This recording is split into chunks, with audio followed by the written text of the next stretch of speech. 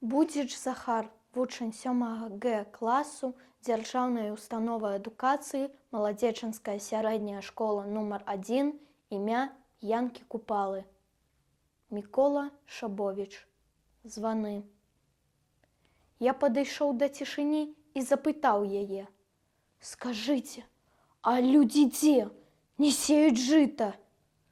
Яна сказала: «У агні». «Чаму ў агні, калі наўкол жыццё квітнее, каласіцца, пабудавалі столькі школ?» У вёсцы некаму вучыцца. «А дзеці? Як жа без дзяцей?» Яны ў агні. І сэрца стыне, і памяць зноў мяне вядзе да пліт хатыні. Не пытайце, чаму сэрца ля пліт, бы на марозе стыне. Некалі людзі так добра жылі, зараз жа толькі званы ў хатыне. Звоняць і звоняць, бы іхні звон несціханы разбудзіць аднавяскоўцаў, якія закон сонцу усміхацца будуць. Толькі не вераць званы, звоняць і звоняць, будзяць і будзяць, мерзнуць адны, без цяпла камяны. Прозвішчы толькі гавораць не людзі. Не пытайце, чаму сэрца ля пліт, бы на марозе стыне. Доўга гукаюць людзей з-пад зямлі, званы хатыні. Міхась Башлакоў. Пацеркі для маці. Гарыць на сонцы залатое лісце, а мне зіхціць маленства ўспамінам.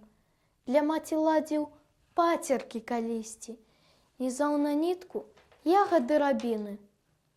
Хацеў зрабіць матулі падарунак, бо не было ні ўбораў, ні караляў.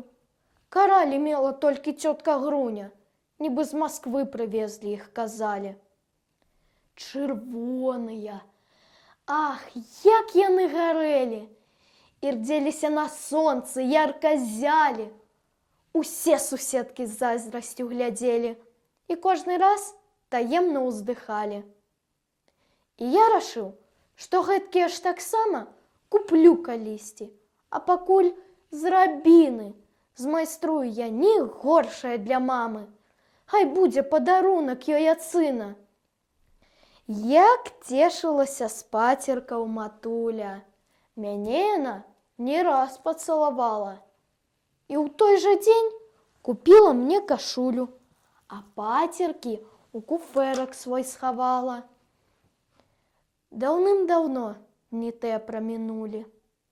Ах, мілае маленства ўспаміны, як некалі для любае матулі нізаў на нітку ягады рабіны, каралі з вершаў ладжу для айчыны.